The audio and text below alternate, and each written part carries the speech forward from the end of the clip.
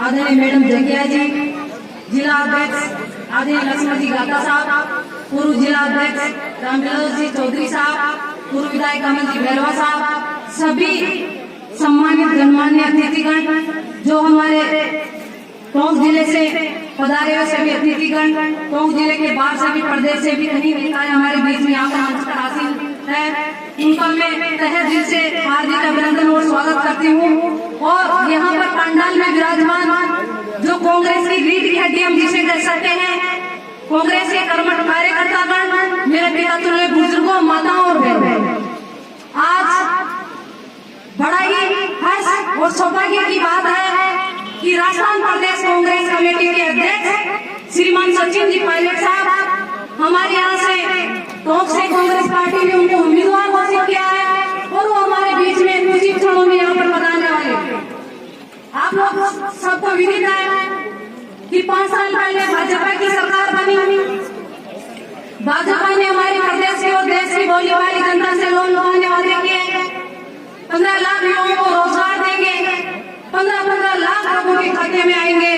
मोदी जी कहते थे भाइयों और बहनों, तुम मुझे वोट देना और वोट देके मुझे प्रधानमंत्री नहीं बल्कि देश का चौकीदार बनाना, मैं किसानों को चौकीदारी करूंगा। मैं पूछना चाहती हूँ माननीय मोदी जी से कि आज सरेआम किसान कर्ज के तले दब रहा है, आत्महत्या कर रहा है, तो आज मोदी जी आज वो देश का चौकीदार कहाँ गया?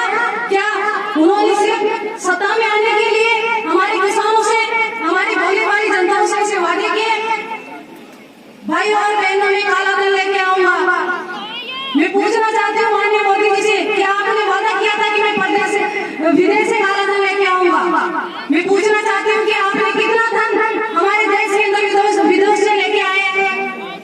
जो धन हमारी माता और बहनें ऐसे समय के लिए संजो कर रखती है कि कौन सी विपदा की घड़ी में हमारे परिवार के हम काम आ सके, ऐसा धन जो हमारी माता और बहनें छुपा कर रखती थी, उन सबको इस मोदी जी ने निकलवा के और ब्लैक मनी साबित कर दिया। आप सबको लाइन में लगा दिया। आप बताइए कोई ऐसा पैसे वाला जो कोई लाइन में लगा?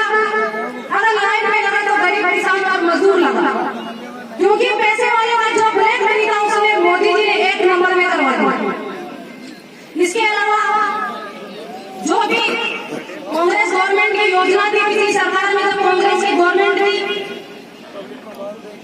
गवर्नमेंट ने मोदी जी ने बैठने के बाद में, माननीय वसुंधरा जी ने बैठने के बाद में क्या किया? नई योजनाओं तो उन्होंने दी नहीं, योजनाओं का नाम चेंज करने का काम इन्होंने किया। इन लोगों की एक बहुत बड़ी खासियत है, ये झूठ को भी इस तरह से घुमा फिरा के लोगों के सामने पेश करते हैं कि हम लोग विश्वास कर लेते थे। लेकिन इन 5 सालों के अंदर हमारे प्रदेश की जनता, हमारे देश की जनता काफी जागरूक हो चुकी है। अब इनकी झूठी बातों में फंसने वाली नहीं है और अब वो समय आ गया है कि मोदी जी को और वसुंधरा जी को सुसमेत ब्याह सहित इनको यहाँ से विदा करने का समय आ गया है, राजस्थान से और हमारे देश से। दूसरी बात, इन्होंने योजना चलाई एक उज्ज्वला योजना के नाम से, फ्री गैस कनेक्शन। अब आप लोगों को पता उसमें इन लोगों ने क्या कलाकारी की कि जो आपके खाते में सब्सिडी आएगी वो उस कनेक्शन में कटेगी, लेकिन लोगों को भ्रमित कर रहे हैं कि फ्री गैस कनेक्शन हम दे रहे हैं। आज आप महंगाई का दौर देख लीजिए, जो सिलेंडर गैस सिलेंडर कांग्रेस के राज में 400 रुपए का होता था, आज वो गैस सिलेंडर 900 रुपए का मिल रहा है। पेट्रोल डीजल के दाम आसमान छू रहे हैं और मोदी जी कहते हैं अच्छे दिन आने वाले हैं। भाई मोदी जी, हम तो इंतजार करते करते थक गए, आपके 5 साल भी पूरे होने वाले हैं, लेकिन अच्छे दिन हमारे को कहीं दिखाई नहीं दे रहे। तो आप लोगों से निवेदन है कि ज्यादा से ज्यादा बहुमत से हमारे प्रदेश अध्यक्ष श्रीमान सचिन जी पायलट साहब जो यहाँ से प्रदेश है कांग्रेस के, उन्हें जिताना है। जीत तो निश्चित है, लेकिन एक ऐतिहासिक जीत यहाँ से होनी चाहिए। और मेरी माता और बहनों से विशेषकर निवेदन है कि आप लोग 7 दिसंबर को सबसे प्रथम कार्य करेंगे वोट डालना। चाहे ताऊ जी, चाहे भाई साहब आपको कुछ भी कहे कि पहले वो काम करना, लेकिन आपको डट के करना कि पहले मेरे को सचिन पायलट साहब को वोट देना, उसके बाद हम दूसरा काम करना। तो यहाँ पर पधारे सभी तमाम